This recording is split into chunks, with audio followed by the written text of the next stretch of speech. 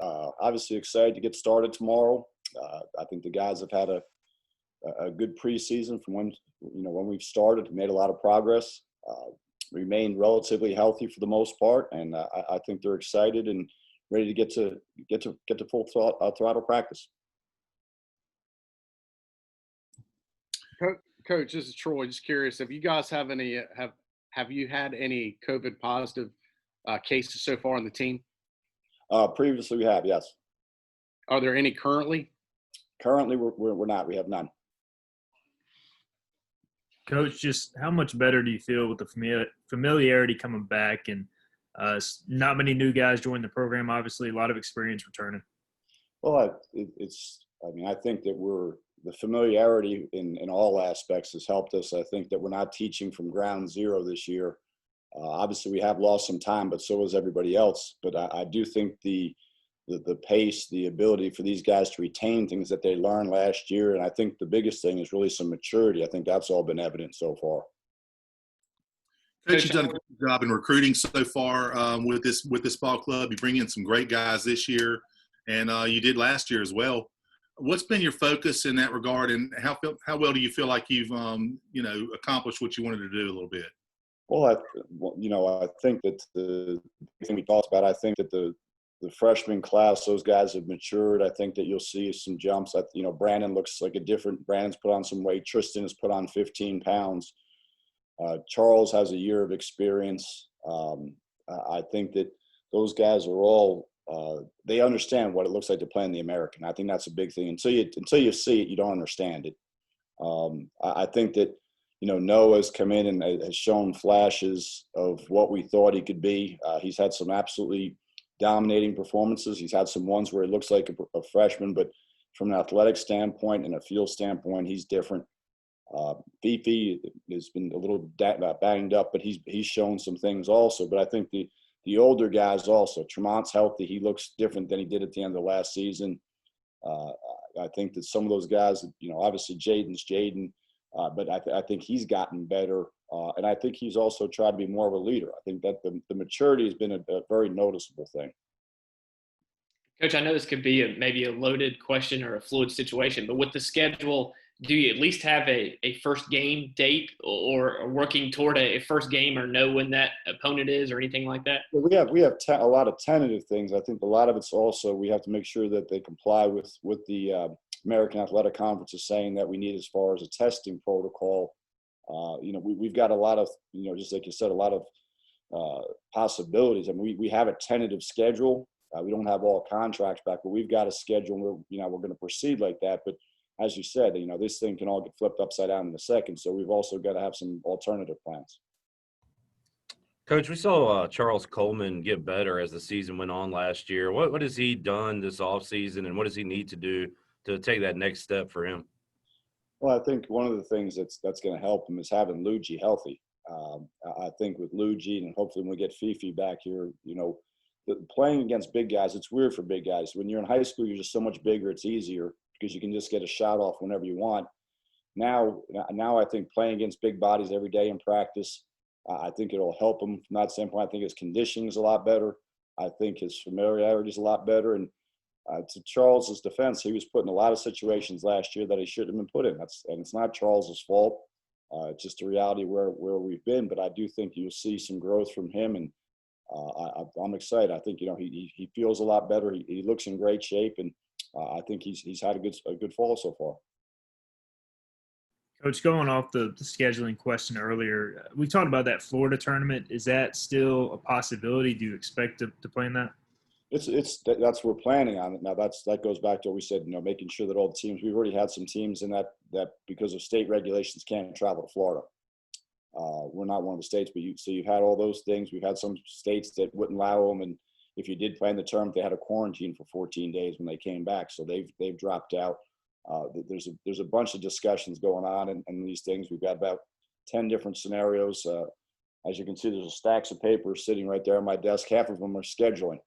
All the possible scenarios of things we can do. We've got a very good game plan, but we also have to be able to adjust on the fly if something pops up. Coach, in this era of transfers, it's tough to bring good players into the program. It's also tough to retain them. But you got just about your entire team coming back. How tough is that to do, to bring all those guys back and kind of keep everybody happy within the program? The hardest part really is the retention, like you said.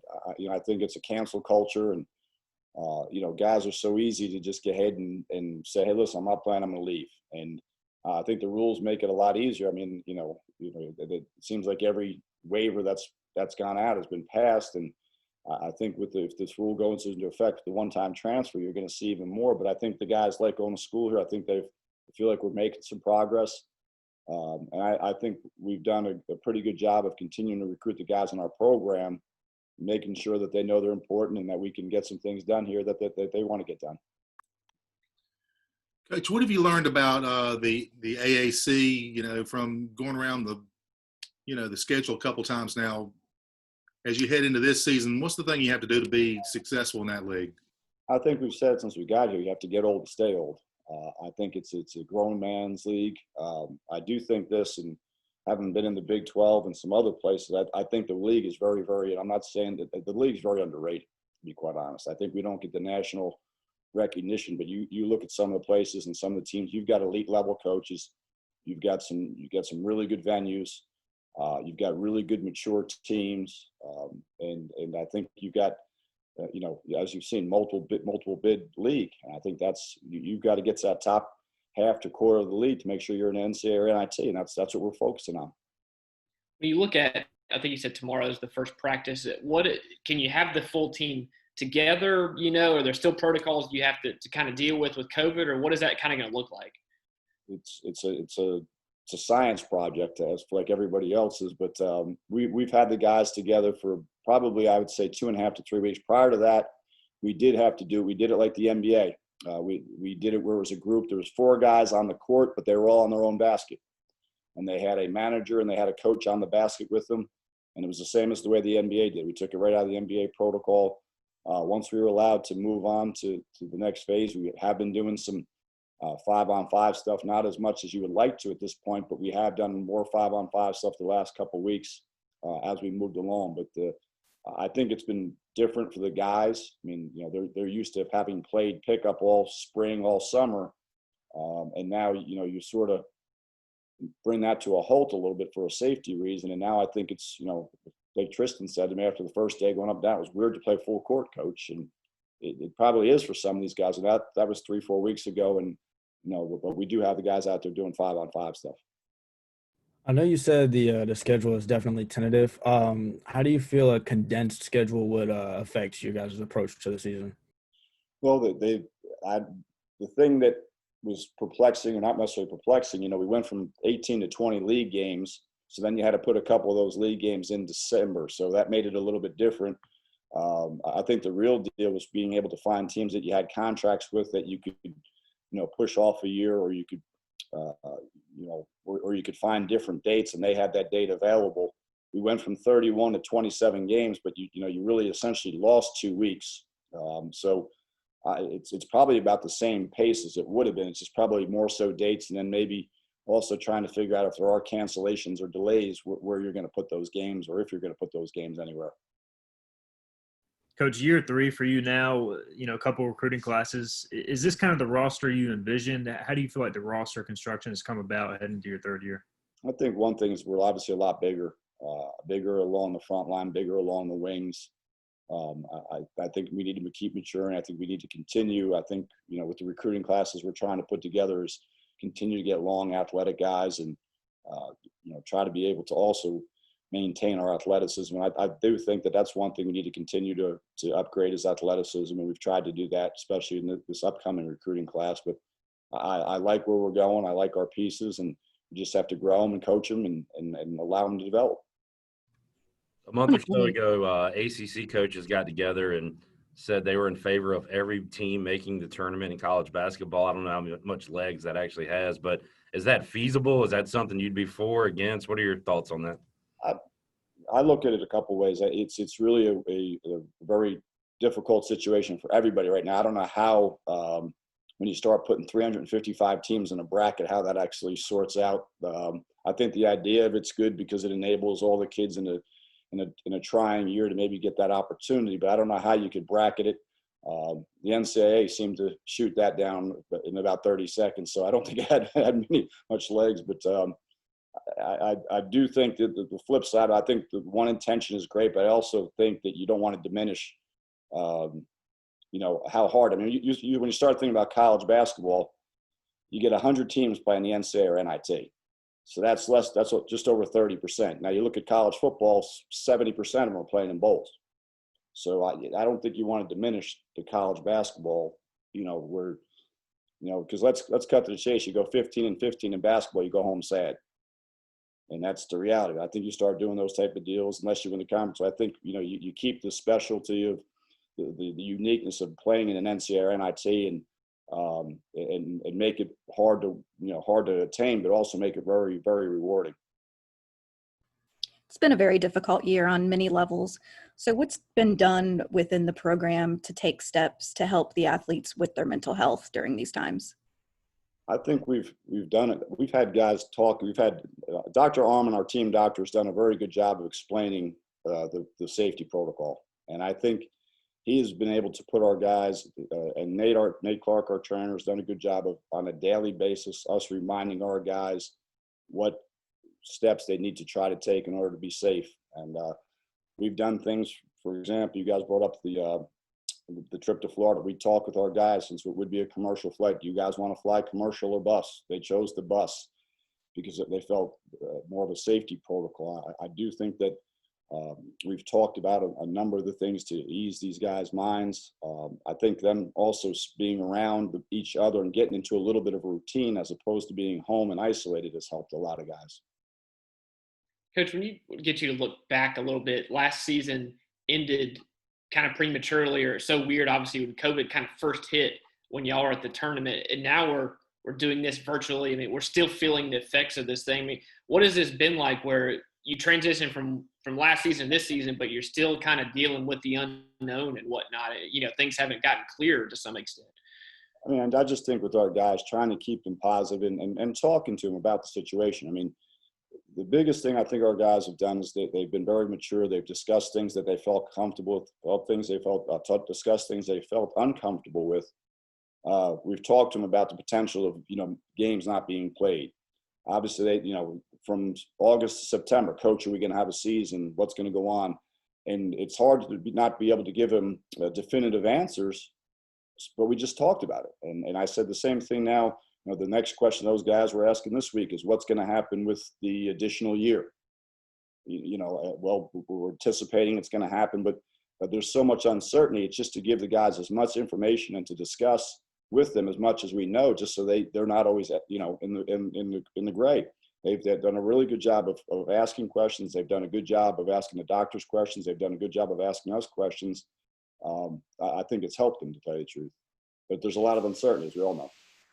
And just a quick follow-up to that. Obviously, in football season, people look at you're playing one game a week, one Saturday or whatever, and there's obviously been issues with that alone. I mean, with basketball, what are the challenges? I'm assuming it's different than football, playing 2, maybe 3 games a week. I mean, is that a concern, or how different is that from football?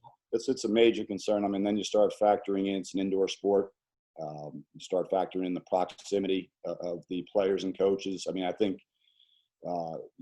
that's all a concern for everybody. I mean, I think the biggest thing is obviously to maintain the safety of our student athletes, and it is it's an ongoing situation. We're going to listen to the doctors and the medical experts and take their advice. But with testing and all these other things, there'll be some ups, there'll be some downs. Most important is to keep the kids safe.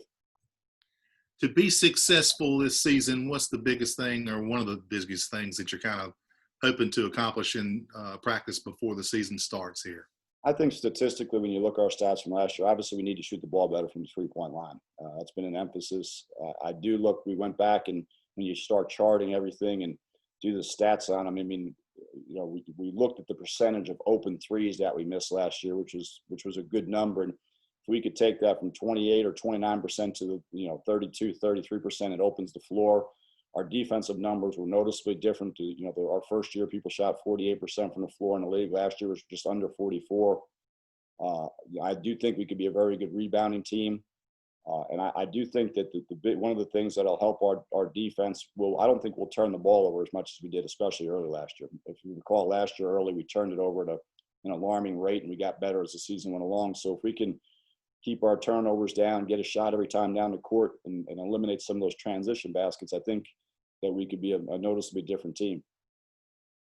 Are you expecting there not to be fans allowed in the stadium for some of the games this year? I don't know. I mean, I think right now they're still trying to sort through a lot of the things with football. They're going to see how some of these things go. Obviously, the state dictates what we're allowed to do. I think they're probably still trying to figure out, the rest with football. And then as this progresses into basketball, one of the positives, I do think, we do have a little bit of a way to, before we have to make those decisions and see how things go, and obviously continue to monitor this, and also, see if we make some progress. Coach, we talked about Jaden potentially extending his range. Has he been able to do that in practice? And what are the big things he needs to improve upon to continue rounding out as a player? Well, I think obviously being a consistent, 18 to 3-point shooter will continue to expand his game. We've talked about it. I think he's a very good rebounder. One thing I do think he continue to get better at is be a better defender. And if you look at guys in the NBA, most of those guys, unless you're a specialist, you've got to be a great two-way player. You can't be afraid to foul. It's usually when you're afraid to foul that you foul. I do think he can continue to become a better defender, and especially from the position that he knows what to do. And he can, when you're a big guy, it's a different perspective on the court because you're behind everything. So you can see everything in front of you. And he's got to be able to be a better communicator with those guys out in front and see the actions that are coming and call out some of the things that are going on, because he's very smart. When you go through scouting report, you watch tape, he's got a great feel. He understands what we're looking for, and then he's trying to do it. But I do think he's got to be a better communicator because, like I said, he can see everything out in front of him. Coach, I was going to ask you about Noah Farrakhan being a new freshman. I know it's a really big get for you guys, and a guy that's from the Northeast, not too far from where you live. Yeah, no, I mean, he's an elite level athlete. I mean, he has speed that I haven't seen in a while, to tell you the truth. I mean, he reminds me of a kid we had at Florida Gulf Coast and a kid we had at Kansas as far as pure burst. Needs to get a little bit stronger, but he can do some things with the ball. I think he's really had an advantage. He's played at really high level high school games. I mean, he's played at IMG and he's played at the Patrick School. So he's playing with guys that are at UConn and at Oregon and guys that are in the NBA. So he's used to playing on really good teams. So it's not like he's just the one guy out there dribbling the ball around by himself, and he's not used to playing with other people. If anything, he's had some spurts where he's really been dominant. He needs to be more aggressive, and we need to make him more aggressive with the ball. But he does things from an athleticism standpoint that are very, very impressive, very impressive. Coach, from the outside looking in, it seems like Jaden is still the same guy he was when he came here as far as his work ethic, and he's seems to be a great kid. Like, has he changed at all with the accolades and success that he's gotten? He's what you draw. I mean, you can't get any better. He loves East Carolina. He's got the same circle of friends. He's got the same, he's miserable every Sunday because he's a Cowboy fan. He's happy this year that the Lakers won. And if you really want to get after him, just make fun of his Cowboys. But he hasn't changed. He is maturing as a person, which we all do. But he doesn't act any differently towards our guys. He doesn't walk around like he's a big time guy. He shows up every day and puts his time in and tries to get better and tries to lead the best he can. Coach, a couple under the radar guys, Batumba and Miles James. What do you kind of envision from them this year? I think Batumba's made a big jump, and I think he was really disappointed, as he told me, when we did the postseason meetings, and as we've talked during the preseason, that he didn't play better last year. And I think he got in a little bit of his own way with his confidence. I think of one thing, he's been an unbelievable leader when we've done conditioning. He's tried to coach other guys. His attitude's been really good. And, I really hope he has a good year, most importantly for him, but it'll help us. But I do think you'll see a jump. It's usually from the first to second year. He's in his second year. He knows what to do. Everything's not new, which is good for him because, he'd gone through a period where, Washington, then junior college. So you go 3 years, 3 different systems, seeing 3 different things. It's not easy, and you have 11 other new teammates. But I think Batum has done a really good job. Miles will be able to use his versatility. I think we can be able to use him some as a small 4 in some situations. A lot of these teams are playing smaller, especially out of conference. So to be able to use him as a small 4 and be able to stretch some things and use his ability, we hope he'll be able to step in and contribute.